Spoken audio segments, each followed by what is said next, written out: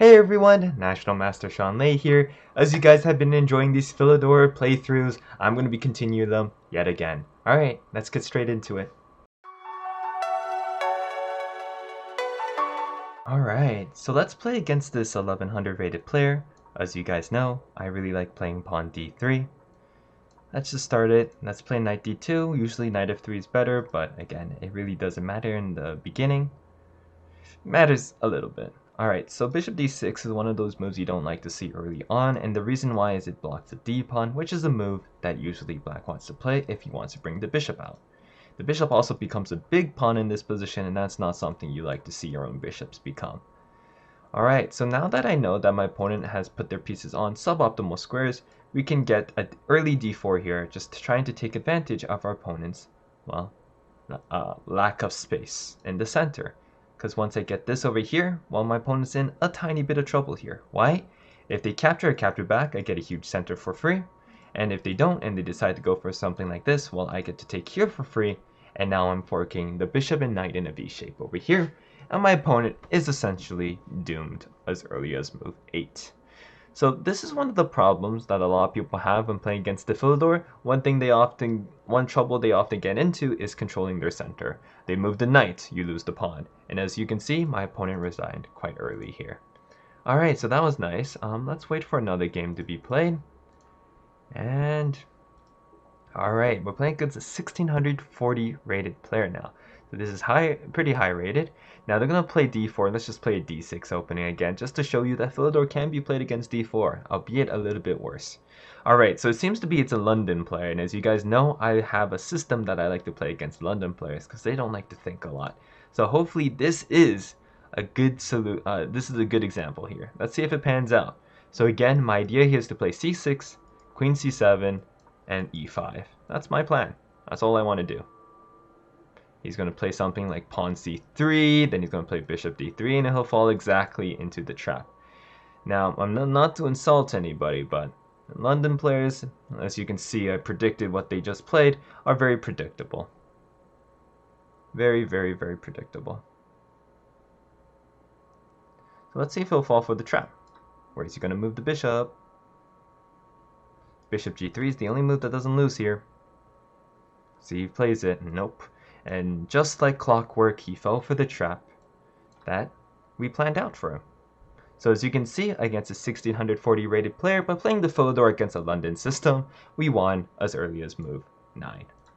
Alright, and I'll just say that's pretty good. Getting a piece against a 1600 on move 9, pretty decent. Against an opening that everybody considers super duper solid. Alright, so now I think this will be a good game to show my converting skills. So, what is the power of conversions in chess?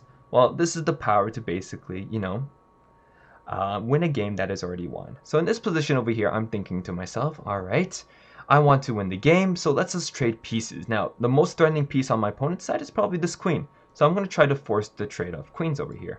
So I'm going to play bishop over here. Why? Because the queen only has a couple squares to go to. It can only go to f4 or g3. And when they play one of these two moves, guess what? I get to just take, and then we get to trade off pieces.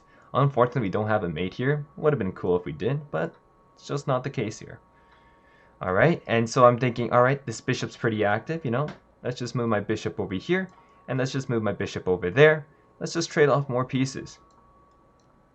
Oh, no, can't take that way. Need to take this way. Almost blundered right there. Alright, so my opponent's pretty decent. He says, I'm not going to trade pieces with you. Smart man. So let's just develop our pieces. Bishop to c5. Again, it doesn't really matter where we move the bishop. We're just trying to develop our pieces. Alright, now I could play knight to e5. To be honest, I don't see any negative things of playing knight e5, so let's just play it. Just say if you castle queenside, I can take on f2. But I can't even castle queenside because of this. Alright, so our opponent moves here. Again, I don't see much of a threat. I believe I can just castle here. Double check, triple check. Alright, looks fine. They can do this tactic. No, there is no tactic here. But, yeah. We're just going to try to trade off all the pieces, and life is great. Opponent's doing a good job not trading off pieces, though. Definitely props to him. But again, this is just all boiling down to a slow loss by my opponent here. Alright, he castles that way, which means I can play knight over here to take his bishop and trade off even more pieces. So I'm up material, so trade is my game. I will just try to trade off all the pieces in the world. Get my pieces on good squares while also making sure don't get accidentally forked anywhere, because when your opponent does have a knight, it gets very easy opportunities for them to fork. So I need to be scared. Knight here, knight here. None of these actually do anything, so we should be fine. Should be.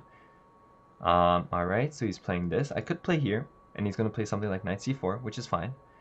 Alright, let's just do this. Also, this move is not bad for me because it gets my bishop on a little bit better square. Alright, so our opponent decides to give us a free knight, and we are happy to accept it. And my opponent resigns here. So, I think this is pretty important to look at. This opening trap. So, a couple of people have asked me before, how do you counter the London system? This is my counter in the Philidor. You just get e5, and you just play e4, and you just win a piece. Again, it's something that you will realize, not to insult London system players, but a lot of them like to play things, you know, they like to just play, oh, some grandmaster told me to always play these moves and never lose. Well, this is why I developed this system. I told you guys literally the move that he was going to play beforehand, and he did. And so, based off these players who do this without thinking, you can get an easy win. Alright guys, so that's going to be it for today's episode. Hopefully you guys enjoyed. These were two pretty nice games that showed you that you too can win very quickly in the Philidor. It may be considered a passive opening, but like a snapping turtle, guys, one wrong step, and there goes your hand. Alright, see you guys in the next video. Bye!